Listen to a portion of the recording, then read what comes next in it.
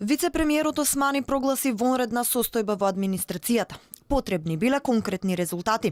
На само неколку месеци од извештајот на Европската комисија, владата бара комплетна мобилизација на администрацијата.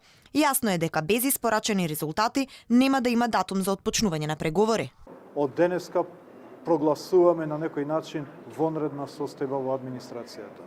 Ги ставаме на располагање сите можни тела, сите можни форуми, сите луѓе во администрацијата, од раководителите, од министрите, преку замениците и државните секретари до последниот човек во администрацијата, со цел да се спроведуваат реформите, да се испорачаат реформите, да се исполнат препораките од Советот на Европската Унија кои што беа дадени минатата година во јуни.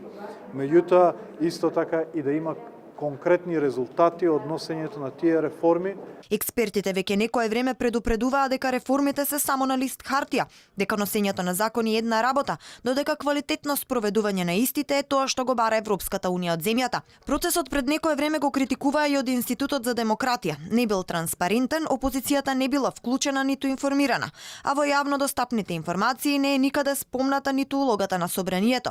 Немало ниту објава на официјален документ во кој детелно се објаснува структурата на преговорите. Денеска се кажа дека допрва ќе се разговара за формирањето на преговарачките структури. Сепак се задоволни од сработеното.